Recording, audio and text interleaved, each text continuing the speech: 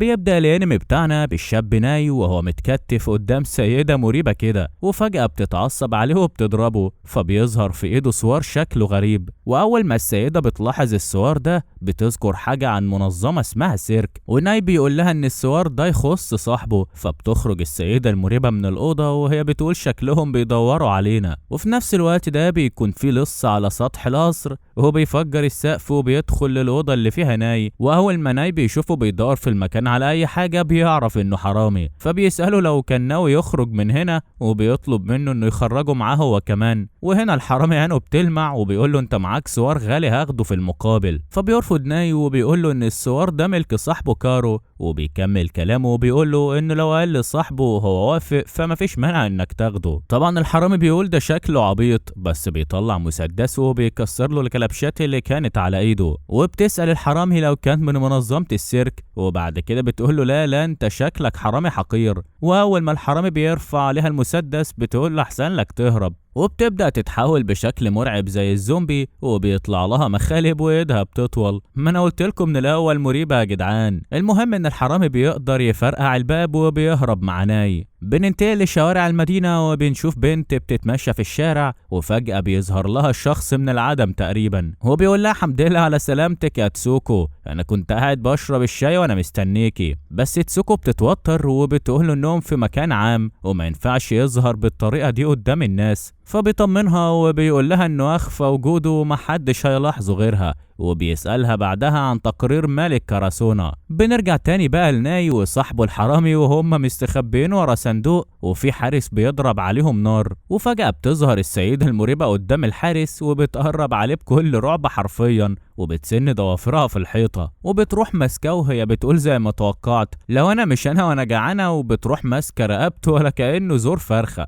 وبتقرب بعدها من الشباب وهي بتقول انها قالت ان دي مطاردة مش لعبة خبيني، يعني احسن لكم تهربوا. وفجأة الولد الحرامي بيرمي عليها قنبلة وبيفجر المكان بيها. ولما ناي بيقوم من بعد الفرقعة دي بيسأل الحرامي هي السيدة حصل لها ايه. فالحرامي بيقف يفكر مع نفسه شوية وبيقول ان حياته ما فيهاش غير 3 اختيارات، يا عدو يا حد غريب يا فريسة. هو بيفتكر كده لحظة في حياته لما كان مرمي على الشط وفي واحدة مدت له ايدها وساعدته، فبيقرر يمد ايده لناي ويقومه وبيعرفه بنفسه وبيقول ان اسمه هو جاري. وبنشوف مشهد تاني سريع كده لناس مخطوفة في القطر بس مش بنكون عارفين عنهم اي حاجة. وبنرجع تاني للسيدة المريبة اللي مرمية تحت حطام البيت بشكلها المرعب، وفجأة بتلاقي حد لابس لبس غريب ومخبي وشه كده بس هي بتكون عارفاه، وبتقول له يا باشا البلد ايه الاخبار، ما كنتش اعرف انك هنا. بس الشخص ده بيقول جملة واحدة بس، لو ما كنتش عملت الغلط ده في طريقة لجمع الفلوس كان زمانك هتعيش مدة اطول. وبنشوف بقى ناي وجاري وهم قاعدين يجروا في شوارع المدينة، وفي نفس الوقت بيكون طاير في السما شخصين، ايوه طايرين يا صاحبي. والناس دي تبقى تسوكو الشخص اللي كان معاها، وبيلاحظوا الدخان اللي طالع من بيت السيدة المريبة فبيروحوا على هناك. واول ما بيوصلوا بيلاقي السيدة مرمية على الارض غرقانة في دمها، وبيقولوا انهم كانوا قريبين يمسكوا شخص معين بس فلت منهم. وفجأة بتجيلهم أخبار عن القطر المخطوف والناس اللي فيه، وبيكون قوات الأمن رايحين على هناك كمان. واللي بيسمع الكلام ده برضه هو جاري وناي اللي مش لاقيين مكان يهربوا فيه بسبب الشرطة اللي في كل مكان، حتى لو قرروا انهم يمشوا من البلدة في البوابات في الوقت الحالي مقفولة. وهنا جاري بيقرر انه لازم يهرب على القطر، فبياخد ناي معاه وبيقفوا على كوبري وبيقول له اول ما اديك الاشاره تنط معايا. واول ما بيجي القطر جاري بيقول يلا، فناي بيكون خايف فجاري بيمسكه وبينط بيه فوق القطر وهو ماشي. وبنعرف انهم وصلوا بالسلامه ودخلوا من الشباك وقعدوا على الكراسي كمان. وجاري بيتكلم مع نفسه وبيقول يا ترى ليه ملكة كاراسونا تبقى وحش بالشكل ده، وهنعرف يعني ايه كاراسونا كمان شويه. وبيقطع تفكيره ناي اللي بيشكره على انقاذه، فبيسأله جاري هم ليه مسكوها اصلا. فبيقول له ناي انه كان بيدور على كارو صاحبه، فبيستغرب جاري وبيقول له يطلع مين كارو ده بقى. فبيقول له ناي انه دايما كان مع كارو وكارو فجأة ما جاش وبقى حاسس بالوحدة. وبعدين شاف بقع حمرا ناحية المحيط ولقيت هناك السوار بتاعه. ما تستغربش من طريقة الكلام لان دي كانت طريق كلام ناي فعلا، حتى جاري بيستغرب من طريقته وبيقول له ممكن صاحبك يكون متورط في حاجة او اتخطف واترمى في المحيط بعد ما اتقتل. وبيقعد جاري يفكر مع نفسه فإن السيدة المريبة قالت إن الصور ده تبع السيرك، بس من كلام نايف فهو أكيد مش من السيرك خالص. وفي نفس الوقت جاري شايف إنه مش هينفع يبقى في المدينة لفترة، وممكن يساعد ناي إنه يلاقي صاحبه وياخد مكافأة يعيش بيها. وهنا ناي بيسمع صوت غريب وبيقعد يدور على مصدره، وبيلاحظ جاري إن مفيش ركاب خالص في القطر معاهم، وبيقوم عشان يتحقق من الموضوع. وفجأة بينزل من سقف القطر تسوكو وصاحبها، ولسه جاري هيرفع عليهم المسدس فصاحب تسوكو بيستخدم قدرته في التنقل وبيجي ومن وراه بيخبطه لحد ما بيدخل الناس اللي خاطفين القطر. فبيفهم صاحب تسوكو ان جاري وناي مش تبعهم، فبيقول لهم مش كنتوا تقولوا من الاول، وبيخلص على الخاطفين وبينتقلوا لمكان الرهينه. بس اول ما بيدخلوا بيتم تهديدهم بانهم هيقتلوا الرهاين، فتسوكو وصاحبها بيسكتوا خالص وبيتم تكتيفهم. والسبب ده ان الناس اللي خاطفين القطر مواطنين عاديين جدا مش مجرمين. وبنشوف الخاطفين وهم بيكلموا الرهينه بتاعتهم، وبنعرف بقى ان الرهينه ده صاحب شركه كبيره، والخاطفين هم مجرد موظفين تم تصفيتهم من الشركة والاستغناء عنهم، والبنت الصغيرة اللي مع رئيس الشركة تبقى حفيدته. وفجأة بيدخل نايل المكان اتباعا للصوت اللي كان سمعه، وقبل ما ياخد طلقتين في دماغه جاري بينقذه. وبيقوم صاحب تسوكو من المكان وبيقول لهم بس كفاية والله، عيب عليكم تتصرفوا بالطريقة دي وتسببوا دمار عشان بس تفرغوا مشاعركم. وحرفيا بيطلع حاجة زي السيف من ايده وبيلوح بيها في الهوا، بيخليهم كلهم يترموا على الارض. بس واحد من الخاطفين بيدوس على زرار فبتنفجر عربة من عربات القطر، وبيقول لصاحب تسوكو ان القنابل اللي هم حاطينها هتبدأ تنفجر ورا بعض، ولو حد فكر يوقف القطر هتنفجر كلها مرة واحدة. وهنا رئيس الشركة بيسأل تسوكو انتوا مين، فبيعرف زميلها بنفسه وبيقول انه قبطان السفينة التانية واسمه هو هيراتو، وانهم من منظمو الدفاع الوطني واللي اسمها هو السيرك. ولسه بيكملوا كلام بيسمع ناي صوت، فبياخد جاري ويوطي بيه كأنه بيحميه، وفجأة بتفرقع القنبلة التانية. حتى جاري بيلاحظ ان ناي عمل الحركة دي من قبل ما القنبلة تفرقع اصلا. هيراتو بقى بيحاول يشوف مكان القنابل الا انه بيلاقي فيه تعطيل في الشبكة وتدخل في الكهرباء، فجاري بينده على هيراتو وبيقول له ان لسه في فرصة يعملوا حاجة. وبياخد ناي وبيقول له انت سامع الصوت جاي منين، فبيشاور على منطقة في عربة القطر وهيراتو بيكسرها، بس مش بتكون قنبلة، بتكون جهاز تشويش كده بيستخدم نفس موجات الراديو، والمعلومات دي بنعرفها من جاري اللي شكله كان شغال بتاع دش قبل كده. المهم ان الحل بيبقى انهم يفصلوا العربات عن بعض قبل ما توصل لمكان سكني، فبيثق هيراتو في كلامهم وبيستخدم سحره وبيقطع القطر وبيقدر يفصلوا فعلا عن بعض. وبعد ما القطر بيقف بنشوف ناي وجاري وهم بيتمشوا مع بعض، وهيراتو بيروح يتكلم مع رئيس الشركة اللي بيقول انه تعبان ومش هيقدر يجي معاهم للتحقيق. وبنعرف بعدها ان الراجل ده شكله كده في حاجة مش مظبوطة، وبيقول بلسانه انه سمح انهم يقبضوا عليه عشان بس يشوف السيرك هيعمل ايه وهيبعتوا مين، وشكله كده يا جدعان وراه مصيبة. ومش بس كده، ده بيقولوا انه شاف شاب مثير للاهتمام عنده ودان خارقة، وبيطلب من المساعد بتاعه انه يقبض عليه ويجيبوهوله. في الوقت ده بنشوف الشباب وهم مستخبيين في مكان مهجور كده، وجاري بيستغرب ان ناي ما اكلش حاجة خالص، فبيروح يدور على حاجة أكلوها. وبيبدأ ناي يفتكر لما لقى الصور، وفعلا بيبقى نفس اللي حكاه لجاري. بننتقل بقى لمقر غريب كده وشكله كده ده مقر السيرك، وبنشوف هيراتو مع قبطان سفينة تانية للمنظمة،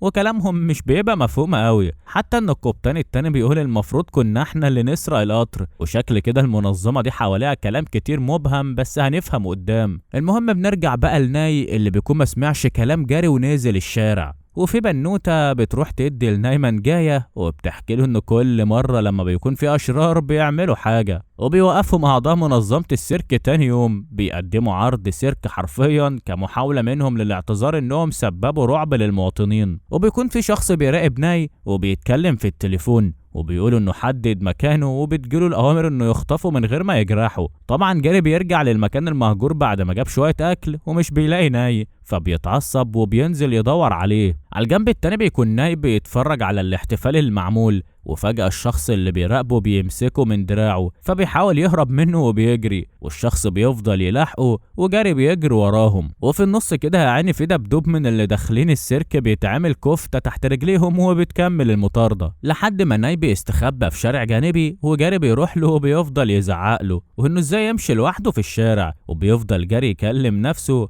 ويقول ان الشخص ده مش من القوات الامنيه فليه بيجري ورا ناي. بنشوف بعدها هيراتو بتجيله مكالمه من الدبدوب اللي اتعمل كفته من شويه، وبيقوله انه في مطارده كانت بتحصل، وفعلا هيراتو بيأكد كلامه وبيعرف ان في حد بيجري ورا ناي، فبتطلب تسوكو انها تروح تحميه، لكن هيراتو بيرفض لانها في نص العرض ولازم تكمل امتاع الناس. بنرجع تاني لجاري وناي اللي بيسأل صاحبه لو ممكن يروحوا السيرك يمكن يلاقوا كارو هناك، بس قبل ما جاري يرد عليه بيتم صعقه من شخص غريب، وبيمسكوا ناي وبيكونوا هيخلصوا على جاري بالمسدس. وفي الوقت المناسب بيظهر الدبدوب اللي من السيرك وبيوقفهم وبيخلع اللبس بتاعه وبيعرف نفسه ان اسمه يوجي، مقاتل من السفينة التانية من السيرك، ولسه بقى بيطلع السكاكين بتاعته. بيكونوا الشخصين هربوا اصلا، فبيطمن يوجي على الولدين وبيقول لهم انه اتطلب منه انه يرجعهم معاه السفينة. طبعا جاري بيبقى مصعوق ومصفوه مش بيقدر يتحرك، بس بيفكر ليه السيرك بيدور عليهم، وقبل ما يكمل افكاره حتى بياخدهم يوجي وبيطلع بيهم لسفينة السيرك واللي شكلها بيكون غريب جدا. واول ما بيدخلوا السفينة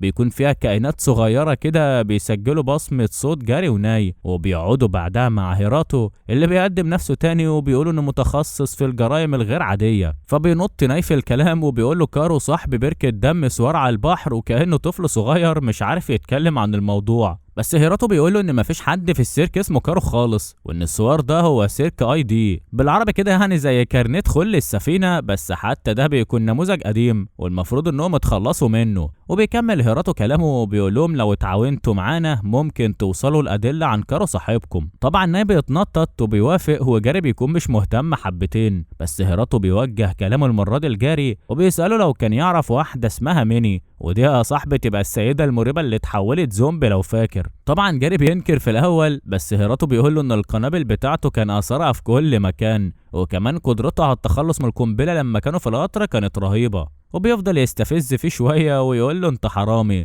ويا ترى ليه عايز مبلغ كبير، لحد ما بيقول له معلش بقى لو كان دم ميني جه عليك قبل ما تقتلها. فجاري بيساله مين الوحش ده، وهنا بقى هيراتو بيعرفنا ان الوحش كان اسمه فورجا، ودي هيئه مرعبه تم انشائها من منظمه اجراميه واللي المفروض السيرك بيطاردهم. وبنعرف كمان ان لو دمها كان جه على جاري فكان هيتحول زيها. وبيطمن هيراتو جاري وبيقوله ان مش هو اللي قتل الوحش. وعلى الجنب التاني بنشوف رئيس الشركة اللي كان رهينة قاعد في مكتبه وبتجيله اخبار ان السيرك منعهم من خطف ناي. بنرجع تاني بقى لهيراتو وهو بيدي امر لتسوكو ويوجي انهم يحموا اصحابنا لان ده واجب عليهم بما انه بيثق فيهم. واول ما السفينة بتنزل للارض بيكون جاري عايز يخرج، فبيدخل يوجي عليه وبيحاول يقنعه انه ما يخرجش، وبيقول له انا عندي هدوم خش نقي اللي يعجبك. فجاري بيقول له لا مش هلبس مكان حد يا عم سيبني اخرج. فيوجي بيقول له خلاص تعالى نلعب خبيني. فبيوافق جاري، بس طبعا اول ما بيلعبوا بيعمل نفسه هيستخبى وبيطلع عند مخرج السفينه، ولسه هيطلع بتيجي الكائنات الصغيره وبتقول له منطقه محظوره يا ابو عمو، وبيشيلوه وبيرموه جوه. وبنشوف صاحبنا ناي وهو داخل فتحه التكييف وبيحاول يستخبى،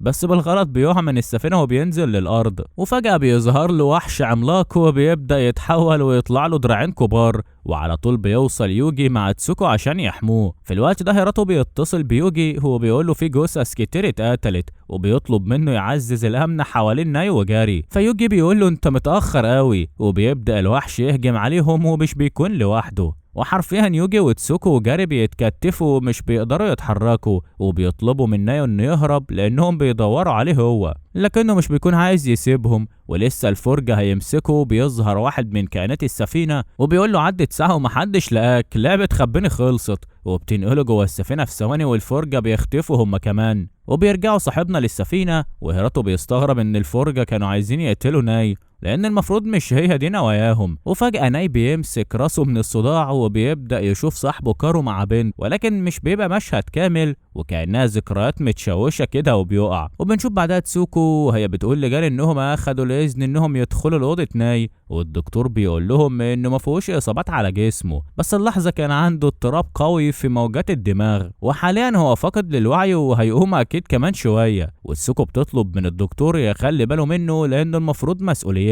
وهنا بقى جاري بيخش للدكتور وبيقول له ناي كان بيتألم وبيصرخ، ازاي بتقولوا ان ما فيهوش حاجة يعني؟ فالدكتور العجوز بيقول له شكلك خايف على صاحبك، وجاري بيقول له مش صاحبي احنا اتقابلنا صدفة بس مع بعض. فالعجوز بيقول له ان مفيش حاجة اسمها صدفة، ولو اتزرع جواك الثقة ناحيته هتكونوا صحاب طول العمر. بنرجع تاني لناي اللي بيشوف حلم او كابوس بمعنى اصح، وبيسمع صوت كارو صاحبه اللي بيطلب منه ما يكونش صداقة مع جاري خوفا عليه، وانه ما يورطش حد في حاجة مرعبة زي دي. وبيطلب منه أول لما يصحى يقول لجاري أنا مش محتاجك. وفعلا بيقوم ناي مفزوعه وهو ماسك في إيد جاري وبيفتكر الحلم، فبيزقه وبيقول له أنا مش محتاجك. طبعا جاري بيتعصب جدا وبيقول له طبعا ما انت اتعرفت على السيرك اللي هيساعدوك وانا بقيت مخيف بالنسبة لك، بس خليني اقولك انهم هيستغلوك مش اكتر وانا بكرههم. فبيحاول ناي انه يديله الصور اللي كان معاه، بس جاري بيرفض ياخده وبيطلع يبلغ يوجي ان ناي صاحي. فبيدخل يوجي للأوضة بتاعت ناي وبيلاقيه منهار في العياط، وبنشوف بقى العجوز وهو قاعد مع هيراتو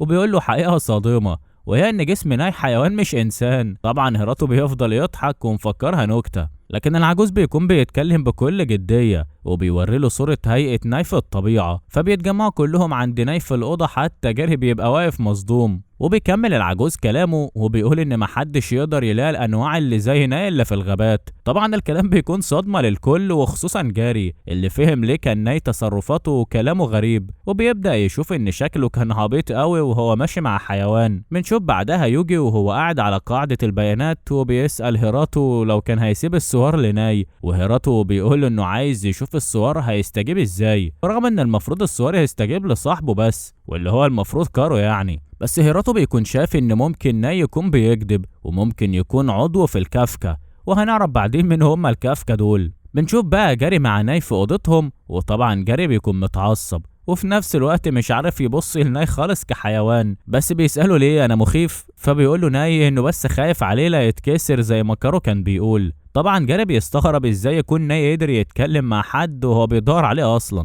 وبيسأله تاني ايه علاقته بكارو ده، فبيعيد ناي نفس الكلام اللي قاله قبل كده، وبنلاحظ انه مش عارف المدة اللي عرف فيها كارو. جاري بقى بيحس بان كارو ده مش شخص كويس وان اكيد في حاجة ورا الموضوع ده، وبمعنى اصح شاف معركة جديدة لنفس السؤال اللي جه في بالنا كلنا، ليه كارو حاول يبعد جاري عن ناي. بيعتذر جاري بعدها لناي على سوء الفهم وبيقول له انا مش بكرهك ولا حاجة وما تخافش انا مش هتكسر، انا بقيت عايز اقابل كارو انا كمان. تاني يوم بنعرف انهم هيعملوا بحث عن ناي وعن جسمه، وجاري بيقول لهم مش معنى ان الواد طلع حيوان فتستخدموه في التجارب، بس هيراتو بيطمنوا ان الطبيب هيروح معاه ويا سيدي يعني لو عملوا له حاجه يقدر يصرخ واحنا هنخش ننقذه، لا امان امان يعني. المهم ان هيراتو وتسوكو عندهم اجتماع للطاوله المستديره ومش هيكونوا معاهم، وفعلا بعد ما بينطلقوا الشباب لمركز البحوث بيدخل هيراتو وتسوكو للاجتماع، وبنشوفهم بيتكلموا عن الشركات اللي بتتعاون مع الكافكا. وتقريبا كده صاحبي منظمة السيرك كانت عاملة أبحاث عن الفولجا، والأبحاث دي اتسرقت من الكافكا اللي استخدموها في صناعة وحوش شريرة، وهيراتو بيقول إنهم لازم يحموا حياة الناس من أخطاء اللي قبلهم. بنروح نشوف بقى جاري وهو بيتعمل له فحص هو كمان مع صاحبه، وبيقعدوا في أوضة واحدة، وفي الليل بيتفرج صحابنا من الشباك وناي بيشاور على مكان كده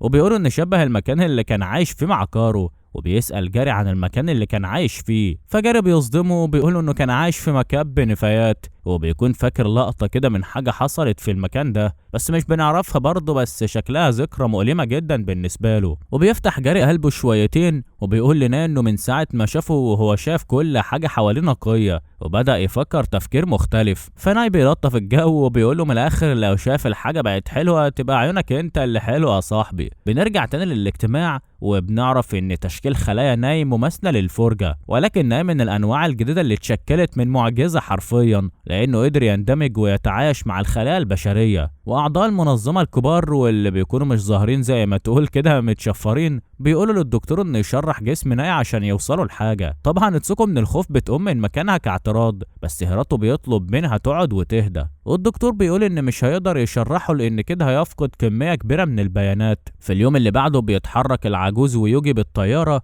وجاري بيكون متضايق حبتين على ناي لانه شايف انهم بيستغلوه مش اكتر وانهم بيعاملوه زي الحيوانات، وبنعرف انهم اقنعوه انه يكملوا عليه الابحاث وكده في مقابل انهم يروحوا للغابة اللي كان عايش فيها ناي مع كارو، يمكن يلاقوا اي دليل هناك ينفعهم. والغابة دي بيبقى اسمها غابة نيجي، وبتكون منطقة غريبة بيظهر فيها قوس قزح بشكل مش طبيعي، وكمان فيها موجات كهرومغناطيسية بتأثر على العصب البصري، من الآخر كده مش بتخليك تقدر تشوف كويس، وبتتعطل فيها كل الأجهزة الإلكترونية، وده بيخلينا نفهم ليه ناي عنده حاسة سمع عالية جدا. بيوصل الفريق مع الدكاترة للغابة وبيفضلوا ماشيين ورا ناي لمدة ساعة على أساس إنه عارف الطريق وكده، لحد ما بيوصل عند شجرة وبيدخل فيها كأنها بوابة سحرية، وفعلا أول ما بيدخل بيكون المكان ساحري جدا والألوان جميلة في كل مكان، بس للأسف البيت اللي كان عايش فيه ناي طلع محروق، والدكتور بيأكد إن حد عمل كده عن قصد. وبيتجهوا بعدها الكهف كان ناي برضه عايش فيه، وفجأة بتهجم عليهم طيور شكلها مرعب،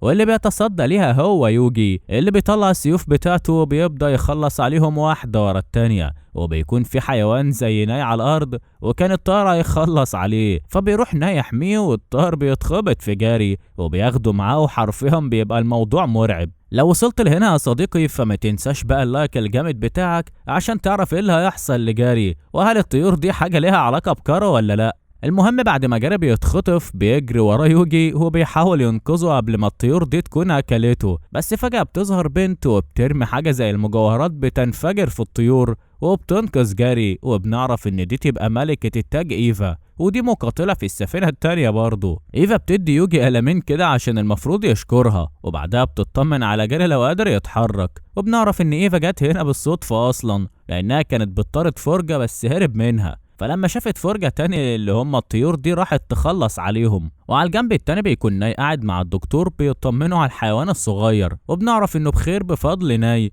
بس في نفس الوقت بيكون حاسس بالذنب على صاحبه اللي اتخطف بسببه، وهي عالم بقى هو عايش ولا لا. بس فجأة بيظهر قدامه يوجي وإيفا وهي شايلة جاري، وبيطمن انه بخير وما حصلهوش حاجة. بيرجع بعدها جاري مع إيفا للسفينة وبيكمل الباقي مهمتهم وبيدخلوا الكهف، وبيقدروا يلاقوا الأوضة اللي كان عايش فيها كارو مع ناي. وفي الوقت ده بنشوف البنت حفيدة رئيس الشركة، أيوة بالظبط كده، اللي كانت مخطوفة في القطر، بتتكلم بقى مع المساعد بتاعها وبتقول إن كارو مهتم بجاري وإنها عايزة تخطفه وتقدمه له، بس ليه الفرجة فشلت في ده. وهنا بقى صاحبي أقدر أقولك إننا فهمنا شوية حاجات حلوين، أهمهم إن كارو حاليا مع الكافكا، وإن حفيدة الرئيس بتحبه وعايزة تقدم له أي حاجة عشان يكون معاها. بنرجع تاني بقى للشباب في الكهف، وناي مش بيكون شايف أي حاجة مختلفة في المكان أو دليل لحد ما بيكون في صخرة غريبة أول ما بيحركوها بيلاقوا وراها كتاب كان مستخبي. بتوصل بقى تسوكو للسفينة وبتجيب معاها الغدا وبيتجمع كل الفريق، ويوجي بيقول انهم لقوا مذكرات بس كلها ارقام وحروف ومش لغة معروفة، واكيد اكاري هيفهمها بسرعة، واكاري ده هو الدكتور. بيطلب بعدها جاري من يوجي انهم يروحوا الكراسونا وهي المنطقة اللي كان عايش فيها لان في مكان عايز يزوره، فبيتصل يوجي بهيراتو يبلغوه، وهيراتو بيوافق، بس يوجي بس اللي يروح معاهم وإيفا وتسوكو يحموا فريق البحوث. وفعلا بينطلق يوجي وناي معاه وبيوصلوا للمدينة، وجاري بيقول لهم اللي هتتسرق محفظته انا ماليش فيه، وبيشوفوا لعبة كده انه يضرب الجائزة بتاعتهم بمسدس وياخدها، وزي العيال الصغيرة بقوا شبطوا فيها. وبيتمشوا بعدها وبيكون باين على جاري انه عايز يقابل حد، بس لما مش بيلاقيه بيمشي وهو متضايق، فبتوقفوا بنته وبتنادي عليه، وبنعرف ان اسمها بامي،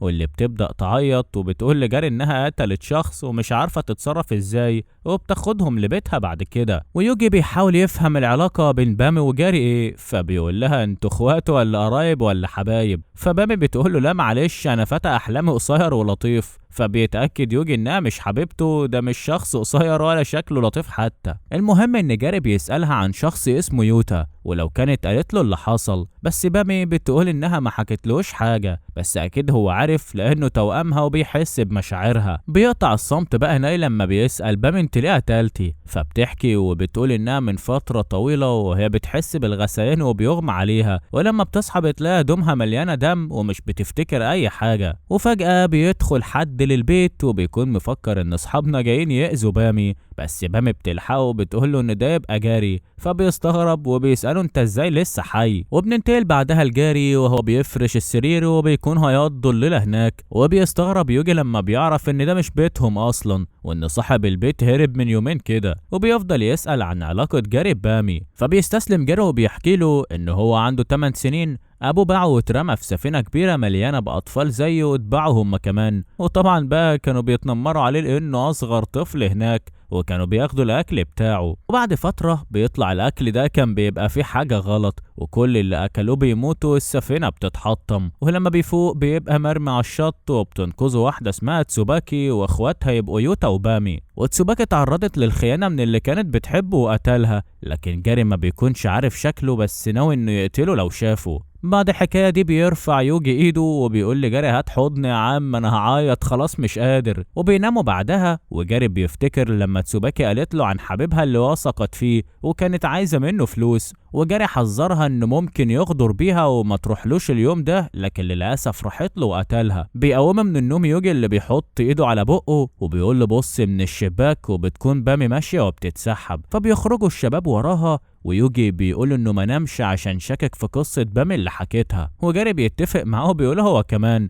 وبيبدأ يربط الأحداث ببعضها. وبيفتكر إن الشخص اللي كان عامل حبيبة تسوباكي كان بيديلها أكل على أساس إنه مكملات غذائية تدي لإخواتها، وبيفهم إنها اتحولت هي وأخوها الوحوش. وبيلاقوا قدامهم شخص واقع على الأرض وظهره عليه علامة غريبة، وجاري بيأكد إن العلامة دي هو شافها على جسم تسوباكي لما ماتت، وأكيد إنه نفس الشخص اللي قتله هو اللي قتل تسوباكي. ولسه هيلف ظهره بيكون يوتا واقف والدم بينزل من ايده، ومش بس كده ده بيلحس الدم كمان ومتلذذ وبيقول لهم ان جعان. ويوجي بيبدأ يستخدم قوته وبينقل ناي وجاري بعيد عن المكان، وبيطلب منهم يمشوا من القرية فورا. طبعا جاري بيبقى رافض في الاول وبيكون عايز يتكلم مع يوتا، بس يوجي بيمنعه بيقول له صدقني مش هتعرف تتكلم معاه، يسمع الكلام قبل ما تموت. وبيمشي يوجي وبيقول لهم هقابلكوا في كراسونا، بس طبعا جاري بيكون رافض للفكرة لأنهم بالنسبة له عيلته. فجاري بيقول لي ناي الطريق لكراسونا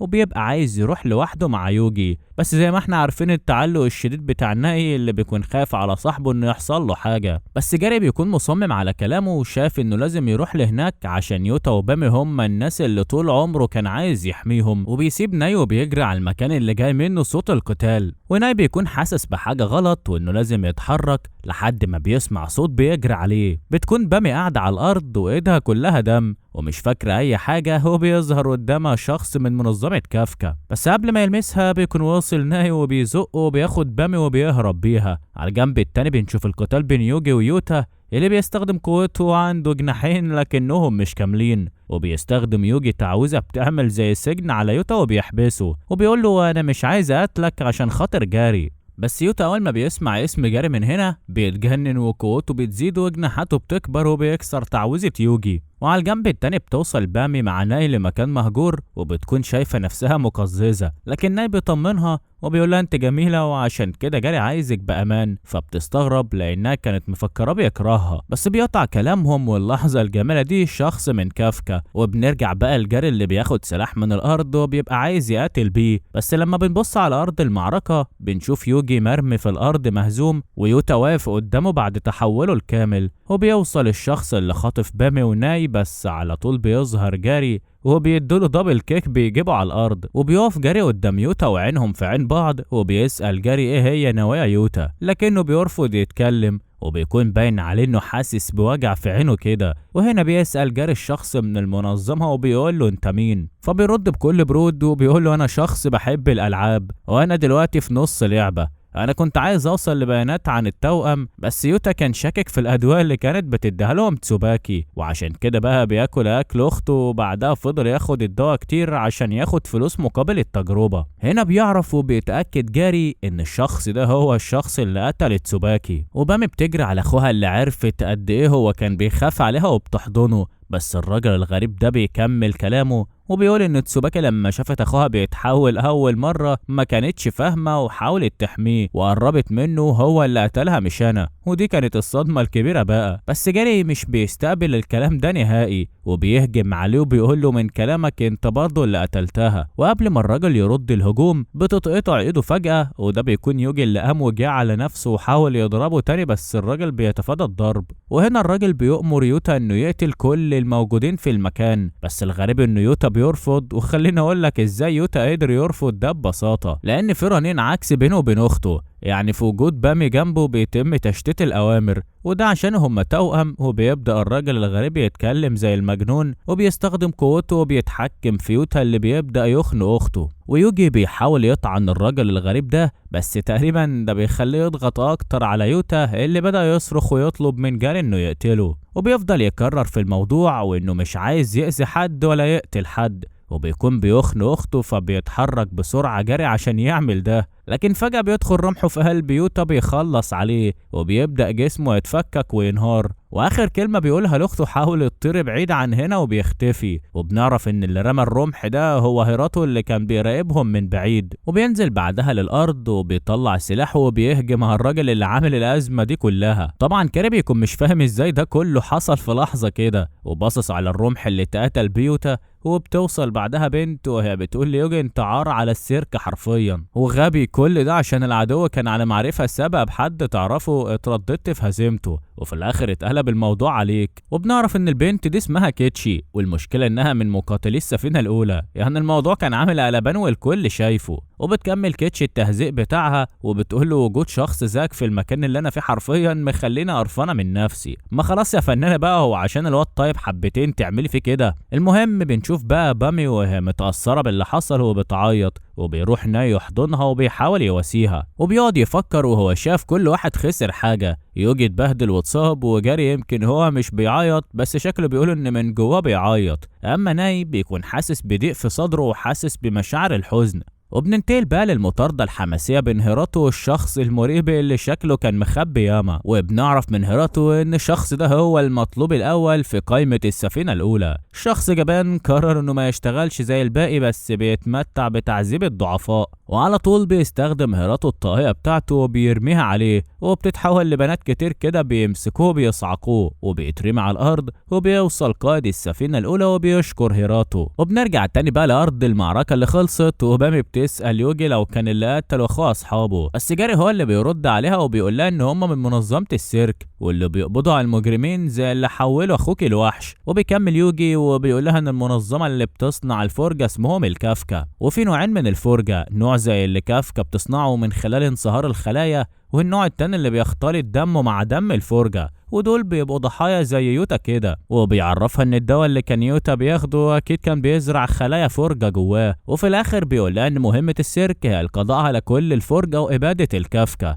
ومفيش طريقة يقدر يرجع بيها الفرجة لطبيعتهم غير قتلهم. وهنا بامي بتطلب من يوجي انه يقتلها، ولما جاري بيقول لها لا انت مش زيهم، بتقول انها اخدت من الدواء هي كمان واكيد هتتحول في اليوم من الايام. وبعد ما يوتا مات بالنسبة لها الحياة ملهاش لازمة، وكمان جدها مرمي في المستشفى وما بقاش فاكرها. وهنا جاري بيقول لها بس على الاقل جدك عايش، المفروض انك كنت شغاله عشان تدفعي الفلوس اللي هو محتاجها. لكنها بتنفي ده وبتقول ان في واحد صاحب جدها دفع له جزء من الفلوس في السر، وده معناه انه هيكون كويس لو هي اختفت وما بقتش موجوده. بنرجع تاني بقى لهيراتو مع قبطان السفينه الاولى اللي بيتكلم عن المذكرات اللي لقاها اكاري في الغابه، وبيقطع كلام وصول كيتشي وزميلها اللي مش بيكون له اي دليل عن الكافكا، وشايفين انهم لازم يهددوه ويسالوه بطريقه مباشره. وعشان كده هيراتو بيتكلم معاه وبيقول له انا ممكن اديك فرصه تكفر بيها عن اللي انت عملته، بس تقول لي كل حاجه تعرفها وكنت بتهدف انك تحققها من ابحاثك وازاي اتعرفت على الكافكا. طبعا الراجل مش بيقول حاجه مفيده وبيضحك على كلامه لحد ما بيساله هيراتو وبيقول ايه علاقتك بالنيدو، فبيتصدم الراجل. وبعدها بنشوف نور غريب طالع من المكان،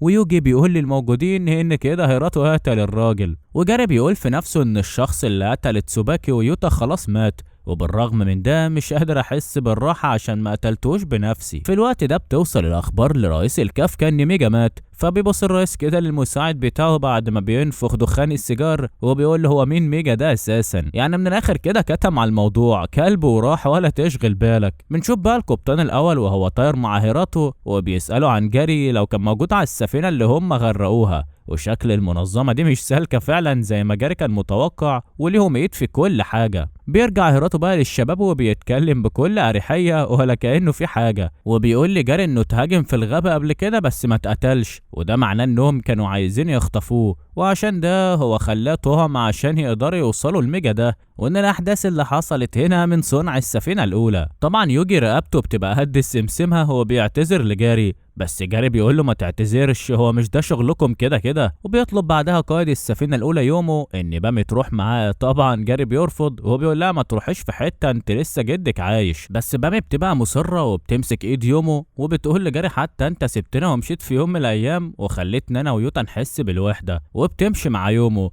وفي اليوم اللي بعده بتروح بامي لجدها كتوديع اخير وبتمسك ايده وبتقوله انها قررت انها تمشي من القريه خلاص، وبتطمنه ان في ناس من منظمه السيرك هياخدوا بالهم منه، وبتسمع بعدها الممرضات وهم بيتكلموا عن الجد وبيقولوا ان في حد دفع له الفلوس من يومين، فبتخرج بسرعه وبتسالهم عن اسمه، والممرضه بتقول لها ان تقريبا الجد نده عليه باسم جاري. وهنا بتكون الصدمه، وبتفتكر بام لما في يوم رجع يوتا للبيت وهو متضايق وقال لاخته ان جاري بقى شخص خطير وماشي في سكه غلط ولا احسن تنسيه. وتقريبا كده احنا عرفنا ليه جاري كان حرامي ومحتاج مبلغ كبير. واول ما بتخرج بامي من المستشفى بتطلب من يومو بما انه وقتها محدود انه يستخدم جسمها في القضاء على الكفكه باي شكل من الاشكال، حتى لو هيعملوا بحث منها لحد ما تموت. وبتفكر في اخر كلمه اخوها قالها وشايفه ان دي فعلا طريقه الطيران اللي هتطير بيها بعيد. بعد مرور اسبوع بنعرف من تسوكو ان حاله جاري مش بتتحسن من ساعه اللي حصل، وشايفه ان طبيعي لانه فقد شخص عزيز عليه. فبيقترح يوجي ان ناي وجاري يعملوا استعراض في السيرك معاهم يمكن مشاعره تتحسن. وفعلا بنشوف جاري وناي وهم لابسين لبس استعراضي كده، ويوجي بيقول ان الاستعراض المره دي ما هو الا مساعده للسفينه الاولى بما اننا في نفس المدينه اللي هم فيها. وبنشوفهم وهم داخلين السيرك في موكب كبير والناس كلها بتبقى مبسوطه بالاحتفال، بس ناي بيفكر في جاري وبيسأل نفسه يعني ايه جاري فقد عيلته، ويعني ايه عيلة اصلا، وليه في شخص مهم. وبيفكر بعدها ازاي يكون شخص مهم بالنسبة لجاري، لانه شايف ان العيلة هو انه يحس ان الشخص يكون لطيف. وبيفتكر صاحبه كارو وانه ازاي كان عايزه يبعد عن جاري ويقول له كلمة قاسية زي انه مش محتاج له. وبتوصل كيتشي فجأة للمكان وبتتكلم مع يوجي وبتقوله ان في ارنب عنده قدرات عالية هرب من الصيانة، ولما بيحاول يقول انه مشغول بتفهمه ان وظائف الدفاع في الارنب ده بايظة وممكن يهاجم الاطفال. فبيكون متردد شوية بس بيوافق. وطبعا اول ما بيمشي الاطفال بتتضايق جدا وبيقولوا له انت بتكرهنا، فبيكون عايز اي حد يلبس اللبس مكانه عشان الاطفال ما تزعلش. تفتكر مين هو سعيد الحظ بقى؟ لا مش نايا صاحبي اللي لبس اللبس، هو جاري. اي نعم هو اقصر شويه بس مش مشكله، الاطفال مش بتاخد بالها وبتلعب معاه. وبنشوف على المسرح بروفا بين زميل كيتشي وتسوكو اللي لابسه لبس حصان، والمفروض ان الولد بيعترف لها بحبه، مشهد عبثي جدا. بس تسوكو بتسمع صوت زنة كده وبيطلع ان الارنب موجود في المسرح. بنرجع بقى لكيتشي ويوجي اللي واقفين يدوروا على ارنب في الشارع، وكيتشي كعادتها بتفضل تهزق يوجي لحد ما بيستنتجوا ان لو نظام الارنب فيه خلل فاكيد هيروح لمكان فيه ناس كتير عشان يحميهم واللي هو المسرح. وبنرجع بقى تاني للمسرحيه اللي بدأت واللي تسوكو بتكون عامله دور حورية البحر، والمفروض انها تتحول بشريه وبتبقى محبوسه في حوض زجاجي مفتوح من تحت عشان لما المايه تتملي تهرب منه. بس الارنب بيكون ورا الكواليس، ولما بيشوف الحوض فيه فتحه بيقول بس اكيد الحوض ده مكسور يا ابو عمو وهم عايزين نصلحه، فبيلمحه وبيقفل الحوض خالص. على الجنب التاني بنشوف جال اللي متعصب من اللي يوجي عمله، وفجأة ناي بيسمع صوت تسوكو وهي بتستنجد من جوه المية، وطبعا محدش بيكون سامعها. وفعلا بنشوف في المسرح تسوكو والمية خلاص غرقتها وخايفة انها تكسر الزجاج عشان ما تأذيش الجمهور. واول ما زميل كيتشي بياخد باله انها اتأخرت بيحاول يكسر هو الزجاج بنفسه، بس بيمنعوا الأرنب كنوع من أنواع الحماية. وبيوصل في الوقت ده الشباب مع إيفا اللي بتفكر في إنها تخش المسرح، وعشان الناس ما تبقاش خايفة بيمثلوا كأنهم ليهم دور في المسرحية وإنهم جايين ينقذوها من الشخص اللي خاطفها، وفعلا بيقدروا يعملوا ده وبينقذوها. وبنشوف بعدها في مختبر أكاري إنه مش بيخلي الممرضات اللي معاه ياخدوا أي استراحة، لدرجة انهم بيتمنوا حد يحاول يتخلص منه. وبيكون باين جدا ان شخصية اكاري موسوسة بالشغل وبس. ولما بيدخل المكتب بيكون يومو وهيراتو قاعدين بيشربوا عصير تفاح مع بعض، وده بيخليه يتغاظ اكتر لانه مش بياخد اي استراحة. وبعدها بيطلب يومو من هيراتو انه يروح لمكان اسمه دينورال بداله، والمكان ده بيكون في وسط التلج حرفيا. ولما الفريق بيوصل هناك بيدوروا على مكان يقعدوا فيه، وبنشوف بقى هيراتو وهو بيشكر يوجي وتسوكو على اللي عملوه في المسرح بالرغم من ان كان في غلطات كتير، وبيطلب منهم يروحوا لمدينة التلج الكريستالية كنوع من انواع الاستراحة، وفي نفس الوقت يعملوا شوية تحقيقات كده. طبعا الفريق اول ما بيوصل هناك وبيشوف الوضع عامل ازاي بيفهموا هو ليه هيراتو كان بيبتسم وهو بيقول لهم استراحة. حرفيا مكان واسع وكله ابيض في ابيض، وبيكون هيراتو بعت لهم مرافق معاهم رجل تلج صغير كده واسمه هو يوكين. طبعا جاري بيكون شاف ان مادام هيراتو بعتهم مع بعض كلهم فاكيد هم تهم مرة تانية لحاجة معينة، وفي قاعة الاجتماعات بقى بنشوف أكاري وهو بيتكلم عن الحيوان اللي من نفس فصيلة ناي، وبيقول إنه فشل إنه يربيه، وده لأن الأصوات في بيئته الطبيعية بتحافظ على حياته. ولما رؤساء السيرك بيسألوا أكاري عن إنهم سمعوا إن الكافكا كانت هتخطف ناي، بيقول لهم ان برج البحوث والسيرك ليهم اهداف مختلفه في التفاعل مع ناي، وده لان برج البحوث بيبص لناي على انه عينه هامه محتاجينها للتطوير، فبيكمل هيراتو وبيقولوا انه بالنسبه لهم مجرد عروسه لعبه بتخلي الكافكا يجروا وراهم. ومن الاخر هيراتو بيبان من كلامه انه مش مهتم بناي خالص، وخصوصا لما بيقولوا انه لو العدو خطف ناي هو هيكون اول واحد يقتل ناي عشان محدش يستفاد بيه. طبعا بيخرج أكاري من الاجتماع وهو متضايق، وان ازاي يكون هيراتو شايف انه يقتل حد قراره لوحده. بس يومه بيطمنه وبيقول له اكيد يعني هو مش هيقتل ناي لو الدنيا مشيت لطيفه زي ما هي، وكمان مش من مصلحتهم حتى انهم يشرحوه. وبيضيف كمان انه دايما حاسس ان في شخص مع ناي، وان في جهاز بيحدد مكانه موجود في الصور. بنرجع تاني بقى للفريق اللي بينطلق في المهمه، وبيوصلوا لقصر ملك ضابط تنفيذي لشركه من الشركات اللي لها علاقه بالكافكا، واللي قبضت عليه السفينه الاولى. وبيكون مهمتهم يدوروا عن اي دليل اتنسى عن البحث بتاع الفرجه. وفي وسط ما الكل بيدور بنلاحظ ان جاري بيلاقي مسدس وطلقات كده، بس ما نعرفش بقى اخدهم ولا لا. وبيفضل الفريق يكمل بحث لحد ما بيخلصوا ومش بيلاقوا حاجه، بس بعد ما بيمشوا بيلاحظوا ان يوكين مش موجود معاهم، وبنعرف انه وقع في حفره وفي ناس غريبه لقيته. وهنا بقى جاري بيطلب من نايو انه يستخدم ودانه ويكتشف فين مكان يوكين، وبيمشوا وراه عشان يوصلوا له. على الجنب التاني بنشوف شخصين مرعوبين كده وهما ماسكين يوكين بيلعبوا بيه، وواحد منهم اسمه كيهارو وبيقول ان اكيد السيرك موجود هنا، كويس اننا اتخلصنا من كل الدلائل قبل ما هما ييجوا. اما التاني بقى فبيبقى عايز يستخدم يوكين كتهمه عشان يخلصوا على السيرك. المهم بيوصل الفريق بتاعنا للحفره اللي كان واقف فيها يوكين، وبينزل الكل وبيسيبوا تسوكو لوحدها عشان لو حصل حاجه. ولما بيدخلوا في الحفره بيكون باين جدا انها من صنع شخص بشري، وبيوصلوا لحد باب اوضه كده، ولما بيدخلوا بيكون في دميه مريبه وناي هو اللي بيمسكها. اما تسوكو بقى كانت واقفه وسمعت صوت يوكين اللي كان شويه وهيعيط، وبتحضنه، وبيكون كيهارو وكاجيري بيراقبوها ومش عارف هي من السيرك ولا بنت عاديه، لكن حتى لو كانت بنت عاديه فهيقتلوها. بيقربوا منها، والغريب ان تسوكو ما كانتش حاسه بيهم، وقبل ما يعملوا اي حاجه يوجي بينادي على تسوكي بصوت عالي، فبيعرفوا انها معاها اصحاب، وبيضربوا الارض بسرعه عشان يخلوا المكان يتقفل عليهم. هنا بقى بيخرج جاري المسدس اللي اخده من القصر، وبيقول للشباب انهم يرجعوا الاوضه اللي لقوها تحت. وفي الوقت اللي تسوكو بتتقاتل فيه مع الاتنين بتنفجر الارض وبيخرج باقي الشباب، ويوجي بيقول ان جاري صنع قنبله من حاجات لقاها تحت الارض، وشكله كده هيبقى مخبي عليها موضوع المسدس. المهم ان القتال بيكمل، والاتنين اللي من الكافكا دول بيطلعوا فرجه اصلا، وجاري بيخرج المسدس وبيضرب واحد فيهم بالرصاص، وتسوكو بتاخد ناي وبتهرب بيه، ويوجي بيقف قدام جاري عشان يحميه. بس جاري بيقول له كلمتين كده بيزعلوه، وبيعرف يوجي ان هو بس اللي بيعتبرهم صحابه عشان طيب شويه، بس بيركز ويفوق نفسه عشان القتال، وجاري بيقام من ظهره. وفي وسط القتال كيهارو وكاجيري بيستخدموا حاجه بتعمل شعاع ضوء حرفيا بتحمي يوجي وجاري وكيهارو، وبيضرب يوجي وبيوقعه على الارض وبيسحله حرفيا. وفجاه بيقع يوجي على الارض كان مات بشكل مفاجئ جدا، والارض بيبدا يخرج منها حاجه زي الشوك بتاع النباتات كده، وبيقوم يوجي من مكانه وعينه لونها اتغير، وبيضحك ضحكه زي المجانين، حتى لون شعره بيتغير، وشكلنا كده قدام شخصيه مش سهله خالص. وبيبدا الضرب يبقى في كل مكان حرفيا، الشجر بيتقطع من حواليهم ومحدش بيبقى فاهم حاجه. وبنشوف ناي في الوقت ده بيصدع وبيسمع صوت يوجي وبيفضل يصرخ باسمه، فتسوكو بتطلب منه يهدى ويثبت في مكانه وهي هتروح تطمن عليه. وفي نص السكه بتقابل كيهارو وهو شايل كاجيري وبيجري بيه، ولما بيشوفها بيقف وبيقول لها ان صاحبها اتجنن وزمانه قتل الواد ابو شعر اسود. هنا بقى تسوكو عملت اغبى حاجه، وهي انها وقفت تفكر واهملت دفاعها، وعشان كده بينزل عليها كيهارو وبيفقدها وعيها، وبياخدها معاها وبيرجع للرئيس بتاعه. طبعا ناي اول ما بيشوفها كده بيفضل يصرخ باسمها وبيحاول يروح وراها. وفي نفس الوقت ده بنشوف كارو، ايوه زي ما سمعت، كارو صاحب ناي اللي كل اللي بيحصل ده بسببه. فجأة بيجيله صداع مريب وبيطلب انه يقعد لوحده، وبنعرف انه قادر يسمع صوت ناي وهو بيصرخ باسم تسوكو. بنرجع بقى ليوجي المجنون، وبنعرف انه ما اذاش جاري خالص، بالعكس هو كان بيحميه. والمشكله انه بيسأل نفسه ليه هو حماه، يعني مش فاكر جاري اصلا. واول ما جاري بيصرخ في وشه بيرجع كده يوجي لورا وبيفتكر اسمه، وبيرجع لشكله الطبيعي تاني وبيفقد وعيه. فبياخده جاري على كتفه وبيحاول يوصل بيه للباقي، لكنه بيقابل ناي في وشه اللي بيعرفوا ان تسوكو اتخطفت. وبنشوف بعدها اكاري وهو بيتكلم مع المساعد بتاعه، وبنعرف منه ان اكاري وناي بيتم فحصهم، يعني رجعوا للسفينة.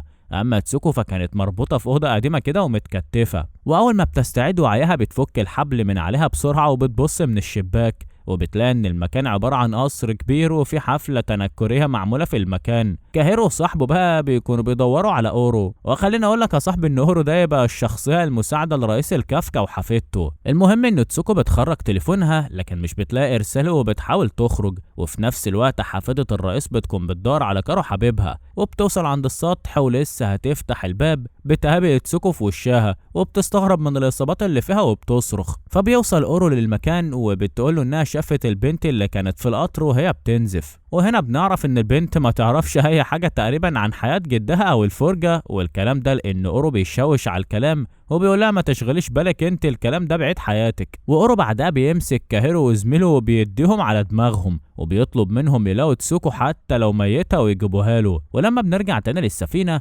اكاري بيقعد مع ناي وجاري وبيحاول يعرف منهم اللي حصل ليوجي قبل ما يتحول، وبيسألهم لو كانوا لاحظوا اي حاجة غريبة عليه، والاتنين بيقولوا نفس الكلام في وقت واحد، وهي ان البلاستر الطبي اللي كان في وشه ما كانش موجود. طبعا جاري بيقول ان اكيد مش هي دي المشكله، بس بيتفاجئ لما اكاري بيساله عليه وبيقول له هو وقع امتى بالظبط، وبيكمل كلامه وبيقول ان البلاستر ليه علاقه بالموضوع فعلا وان ده منتج من اختراعه. ولما جاري بيحاول يزنقه في الكلام اكاري بيقول ان دي حاجه بتحصل لاغلب اعضاء السيرك اللي بيعملوا مهمات خاصه. طبعا كلامه بيبقى مستخبي وراه حاجات كتير مش مفهومه، بس بيقول ان دي كانت غلطه يعني عامه، وبيسالهم لو في حاجه مختلفه تانية. فبكل براءة ناي بيقول له ان يوجي اول ما شاف دوميا قعد يصرخ، فاكاري بيسالهم لو كان ده حصل في القصر، بس جاري بيقول له ان ده حصل في غرفه سريه تحت القصر. وبيسال اكاري كان ايه الموجود في الصندوق الخشب اللي لقاه يوجي، وهنا بنكتشف ان الصندوق ده وقع منه واللي اخده كان كيهارو اللي بيقدمه لاورو. واول ما بيفتحوا بيقول لو كان السيرك لقى الصندوق ده كانوا يستخدموه كدليل كبير ضدنا، وكمان الحكومه كانت هتقدر تخترقنا.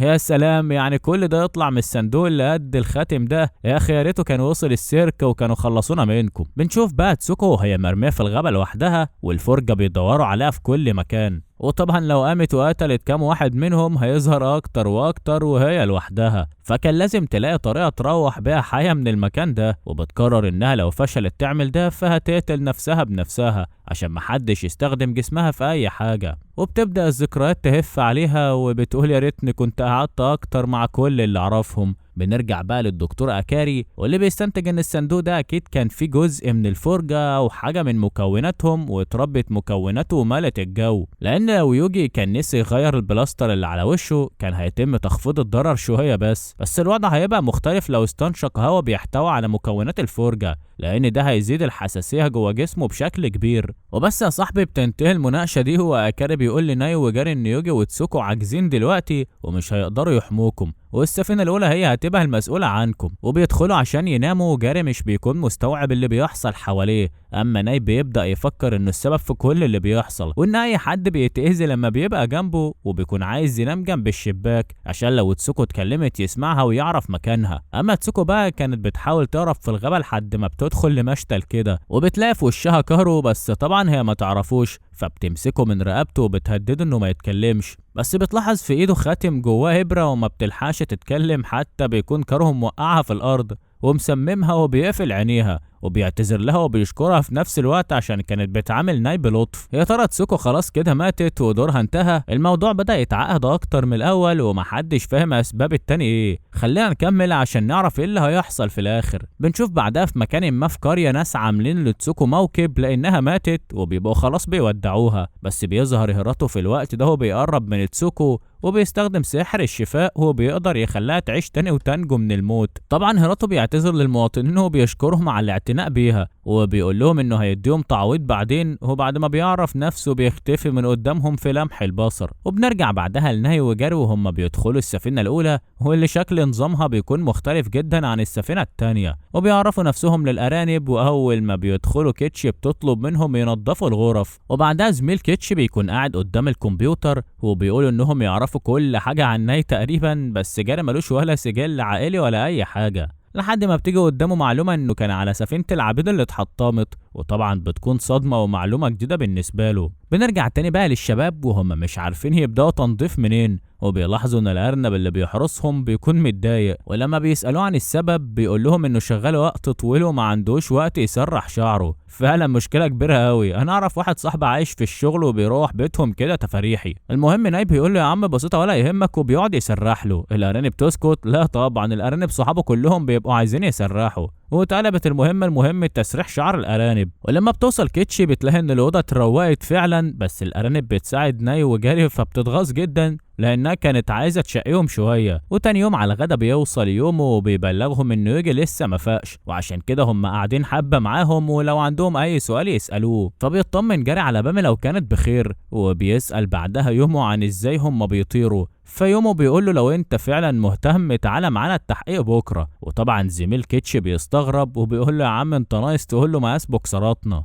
بس يومه بيطمنه وبيقول له انه اكيد مش هتحصل مخاطر واحنا معاهم، يعني ده احنا السفينه الاولى. وبيدخل الشباب بعدها للتدريب مع زميل كيتشي واللي بيطلب منهم يهربوا قبل ما يمسكهم. ولسه جاري هيفكر يهرب بيكون اختفى من قدامه ومسكه من قفاه، وبيقول له انت لحد دلوقتي ما قابلتش اعداء حقيقيين، والتعامل بود مع الاعداء مش هيجيب نتيجه. وبيقول له كلمتين مستفزين كده وانه موجود بس عشان استقرار حالته. ولما بيجي وقت النوم ناي مش بيقدر ينام، وبيخرج من الاوضه وبيوصل عند يومه وبيتكلم معاه لانه خايف انهم يرموا جاري. فبيرد عليه يومه وبيقول له انت مفكر ان الكل بيتأذي بسببك انت؟ بل بالعكس، انت عشان وجودك معانا هنا بقينا قادرين نمسك الفرجه اكتر وانت كده بتساعدنا. وبيقول له ما ينساش صاحبه كارو اللي هو بيعمل كل ده عشانه اصلا وعشان يقابله. في اليوم اللي بعده بنعرف ان يوجي صحي اخيرا وبيكون عايز يهرب من المستشفى لانه مش مستحمل وجود ناي وجاري في السفينه الاولى. بس اكاري بيوقفه وبيقول له ان اعضاء السفينه الاولى راحوا للتحقيق في مكان اسمه فينتو وناي وجاري راحوا معاهم. بنروح بقى لفينتو، دي محمية طبيعية مليانة مخلوقات نادرة جدا وتابعة للحكومة. وبعد ما بينزل الفريق للأرض بيقابلوا 3 أشخاص. أول واحد بيعرف نفسه إن اسمه أزانا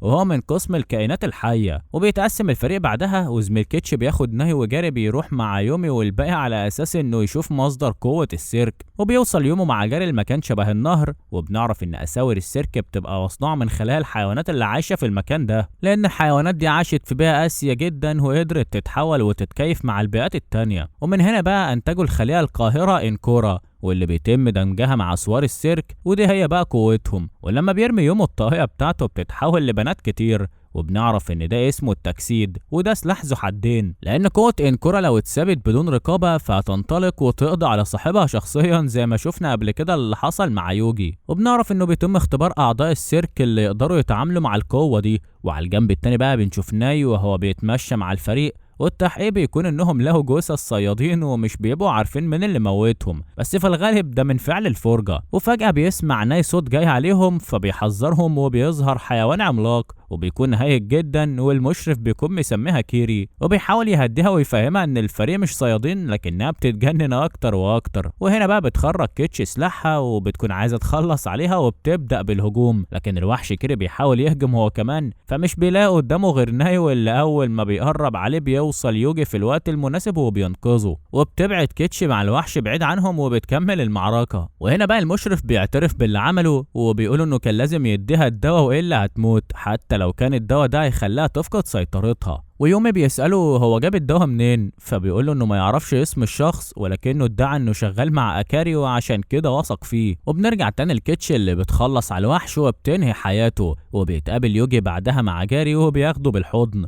بس جاري طبعا مش بتاع التلزيق ده فبيضربه وبيقول له اوعى كده مش ناقصه ريحه عرق. وبيرجعوا اخيرا ناي وجاري للسفينه التانيه، ولما بيوصلوا بتكون تسوكي هي كمان مستنياهم، فبيروح ناي ياخدها بالحضن. وقبل ما الفرحه تكمل بيكون وراهم زميل كيتش البارد واللي بيقول لهم انه تم امره انه يقعد مع ناي وجاري فتره كده. وفي وقت النوم بيسال ناي جاري سؤال بيخلي دماغه تلف، وهو انه عايز يروح فين بعد كل ده. وطبعا جاري مش بيرد وبيقعد يفكر هو فعلا عايز يروح فين، ومش بيلاقي مكان حرفيا اللي هو فيه حاليا هو كل حاجه يقدر يعملها، وكانه ملوش حياه بس بيبقى ناوي يهرب من المكان ويتغير. بيعدي الوقت وبنشوف ناي وجاري وهم رايحين رحله وشكلها كده اجازه، وطبعا ناي بيبقى مبسوط باللحظه دي، بس بيقطع الفرحه زميل كيتش اللي بيقول انه هينزل لوحده في مكان تاني على اساس انه عايز يشوف كام محل كده. وبيوصل بعدها الشباب لمحلات كتير وبيشتروا هدوم وكل حاجه، لحد ما بيوصلوا المحل حرفيا كل محتواه هو الدبدوب اللي بيلبسه يوجي في استعراضات السيرك. وهنا بقى جاري طبعا مش بيبقى طايق الوضع، فبيزعق بصوت عالي وبيقول ان الدبدوب ده شخصية مش حقيقية. وطبعا كل الاطفال بتبص عليه، فبيحاول يوجي يلغوش على الكلام كده وبيطلع يجري وبتقع منه ورقة. واول ما بيطلعوا بيظهر طفل شكله غريب حبتين وبيدي ليوجي الورقة وبيقوله ان الرمز اللي عليها ده يخص الدفاع الوطني. ومن الاخر كده انا هفضحكوا واقول ان الدبدوب مش حقيقي الا لو ساعدتوني. تخيل بقى صاحب الطفل ده عايزهم يساعدوه في ايه؟ الطفل ده بيكون عايزهم يدوروا معاه على محل مكرونة سقفه ازرق وبوابته سودا. على الجنب التاني بنشوف اكاري وهو قاعد في المختبر بتاعه بيدخل عليه أزانا، واللي بيسأله لو ان هيراتو عرف اي حاجة عن الشخص اللي كان عامل نفسه شغال مع اكاري وادى الدواء للمشرفين في المحمية. وبنعرف ان هيراتو اتكلم مع اكاري في الموضوع وانه المعلومة فعلا صح وان في حد خاين بيسرب المعلومات، لكن مش بنعرف هو مين، بس بنلاحظ حد ورا الباب بيسمعهم. بنروح بقى لهيراتو اللي بيكون قاعد مع تسوكو مع حد طلب مساعدتهم، والشخص ده بيقول ان في شركات المرتبطة بجارد مربين وحوش عندهم، وان في موظفين كتير اتقتلوا، وان حتى الناس اللي سابوا الشركة ماتوا او اتخطفوا في ظروف غامضة، وكمان صحاب الشركات ما يعرفوش حاجة عن الكلام ده. وبيذكر كمان ان في واحد قريبه راح في حفلة الملك شركة جاردو وبقى مفقود هو كمان. بنشوف بقى يوجي وهو قاعد بيدور مع الشباب على المحل وبيوصلوا المنطقة كده غالبا فيها المحل، وفي نفس الوقت بتيجي إشارة من هيراتو للفريق إن في ولد عمره 9 سنين هرب من البيت. ومن الآخر كده ده يبقى ابن صاحب شركات لين، وده صاحب يبقى الراجل اللي كان قاعد مع هيراتو وبيتكلم معاه في مشكلة الشركات دي. وأول ما يوجي بيشوف الرسالة بيعرف إن الولد اللي معاه هو المطلوب، بس بيقف قدامهم دبدوب تاني كده وده اللي قال لهم على الطريق أصلا، وبيمسك الولد وبيطلع المسدس بتاعه. فبيتدخل يوجي بسرعة وبيكتفه قبل ما يكشف هويته. بيوصل هيراتو مع فريق حراس تبع ابو الولد، وصدقني معرفش ليه بس هيراتو بيهمل نفسه ما يعرفش يجي والباقي، وبيقول لهم خلونا احنا السيرك نتولى امرهم، وبيكتف جري وبيهربوا بعدها من المكان، وبيوصلوا الولد الصغير للمحل اللي كان عايز يوصله. وبيطلع ان امه بتعيش هناك، بس اول ما بيدخل مش بيلاقي حد، وبتظهر بنته وبتصدمه لما بتقوله ان امه ماتت من شهر في حادثه وما كانتش عارفه توصله عشان تحكي له. ساعتها ناي بيحس ان ياناري زعلان جدا، فبيفتكر انه لما كان خايف جاري كان بيمسك ايده، فبيجري على طول يمسك ايد ياناري اللي بيعيط على فراق امه وبيحضن ناي. والولد بيكون مشتت جدا وشاف نفسه وحش ومالوش صحابه انه زي ابوه، فيوجي بيديله بالقلم يفوقه من اللي هو فيه وبيديله درس عن المشاعر. وناي كمان بيقوله انا عملت زي ما الكل بيعمل معايا وزي كارو كمان. والولد بيكون حاسس انه سمع الاسم ده قبل كده وبيشكر ناي جدا وبيقوله احنا بقينا اصحاب خلاص، وبيرجع الولد لاهله. وبعد ما بيروحوا بتوصل مكالمه من يناري لناي وبيقوله انا كنت متاكد ان سمعت اسم كارو ده قبل كده، وبيقوله ان في بنت كانت بتتكلم عنه في المدرسه الراقيه اللي هو بيروحها وتقريبا اسمها إيريشكا. على الجنب التاني بنشوف جاري اللي بيفكر في كلمه قالها له هيراتو، وهي لما ساله لو كان عايز يبقى طفل من اطفال السفينه التانيه، وبيقول في نفسه ان كان مع ناي في الاول عشان كان فاكر ان هيجيب له فلوس، وبيقطع تفكيره ناي وهو جايب له عصير وفجاه بيقع على الارض.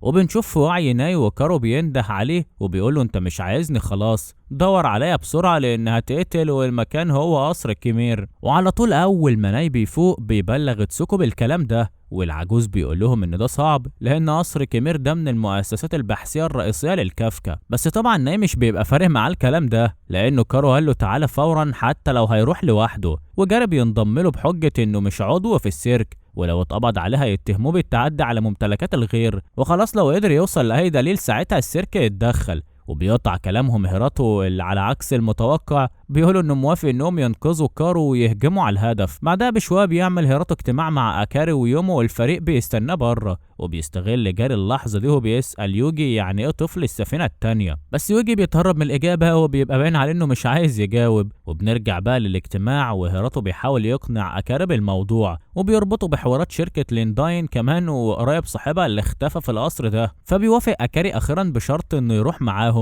وبيقعد جاري مع هيراتو كمان وبيسال عن موعد الهجوم، ولما هيراتو بيقول له ان مش هيقول الميعاد غير في وقت محدد بيحس جاري انه ملهوش فايدة في المكان ده، فبيقول له انا عايز امشي من السفينة. وبعدها بيطلع هيراته مسدس وبيقول له يعني مش عايز تيجي معانا القصر، فبياخد جاري المسدس على طول وبيقول له انا فعلا اخفيها اصلا. وبنشوف التجهيزات على السفينة الاولى والتانية، واكاري بيدي يوجي حقنة زي مصل ضد حاجات كتير. وبتبدأ المهمة وبيخش يوجي مع جاري بطريقة ساذجة جدا، وده بيكون مقصود عشان يبينوا ان المنظمة ساذجة ومش هتعرف تعمل حاجة. ولما بتوصل الاخبار لجد إيريشكا بيقول لهم مفيش مشكلة دوروا عليهم بس، وإيريشكا بتروح لكارو وبتوصله ان اورو عايز يدخل القصر بدون سبب يذكر. بس كارو بيقول حاجة مريبة وبيبقى عارف ان ناي جاي عشان يشوفه. المهم بنشوف جاري ويوجي اللي بيقتحم غرفة الحراسة، وبيقدر جاري يخترق النظام وبيوصل النظام للسفينة التانية، وعلى طول بينطلق كل المقاتلين المكان وبيبدأ القتال وضرب النار في كل مكان. حتى جاري بمسدسه بيعمل شوية أكشن مفيش زيهم. وبنشوف تسوكو اللي بتوصل عند أوضة كارو، بس بيقف قدامها أورو، وعلى طول هي وإيفا بيبدأوا الهجوم عليه بتهمة إنه كافكا من المستوى السادس. وجد إيريشكا بيهرب بغواصة تحت المية،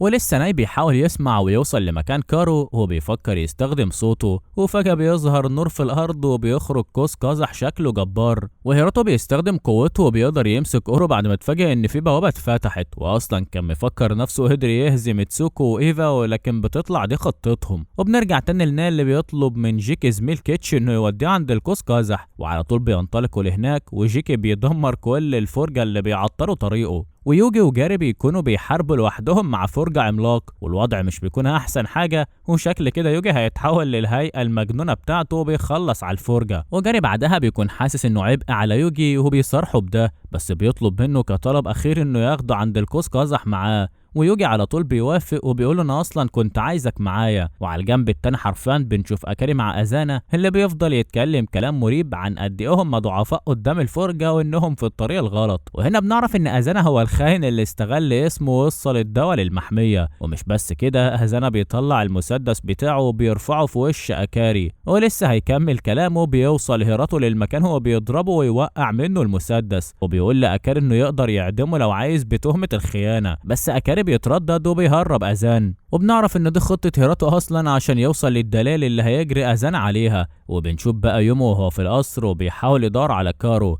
وفجأة بتنفجر في صناديق وبتبدأ تولع في القصر كله، وبتنفجر لحد ما حرفيا القصر كله بينفجر وبيهرب الكل منه. وبنرجع لأورو المتكتف بقوة هيراته، وبيقدر يستخدم قوته بشكل معين وبيحرر نفسه، وبيكون ناوي على نهاية سودا لتسوكو وإيفا. وفي طريق نايل القوس بيقابل يوجي وجاري وبيظهر قدامهم فرجة، فبيتدخل جيكي بسرعة وبيكتفها عشان مفيش وقت. وبيكمل يوجي طريقه مع جاري وناي، وقبل ما يوصل لمصدر قوس القزح بيوصل أورو للمكان هو بيوقعهم وبيهجم عليهم، ويوصل ورا البنتين وبيحاولوا يوقفوه. وبيكمل جاري مع ناي طريقهم وبيوصلوا للبوابة وبيدخلوا جواها وكأنهم بيتنقلوا لعالم تاني خالص. ويوجي وهو مكتف أورو بيحاول ياخد منه مفتاح البوابة، لكن أورو بيقوله إن البوابة مش بتتفتح غير من جوه. وفجأة بينفجر شعاع أزرق قوي جدا حوالين المكان، وبننتقل لمشهد جديد تماما. بيكون كارو واقف قدام ناي مع جاري، وناي اول ما بيشوفه بيجري عليه وبيحضنه وبيكون مبسوط انه حي، لكن جاري بيكون شاف جثة مرمية على الارض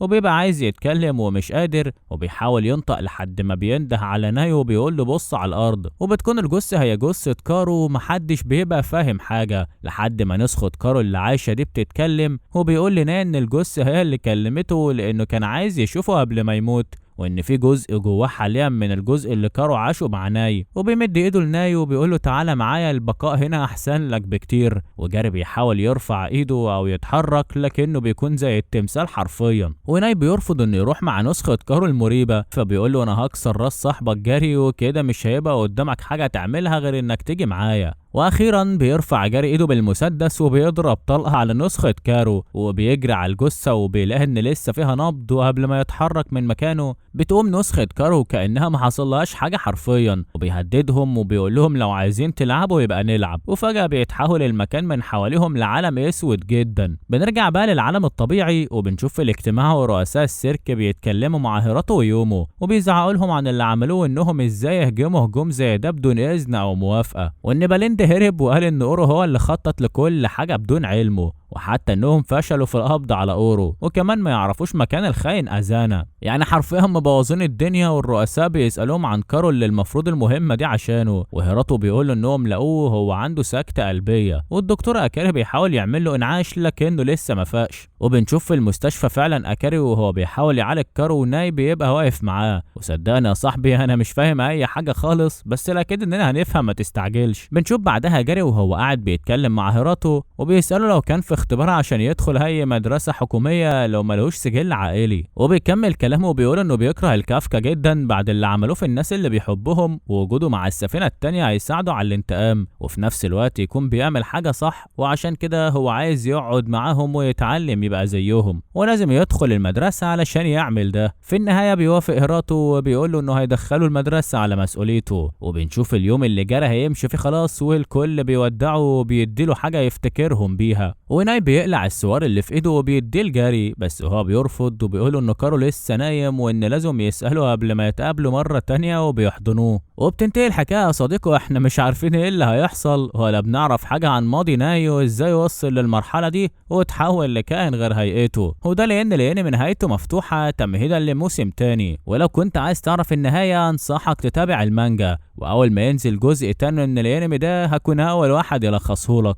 ودلوقتي اقدر اقول لك مع السلامه.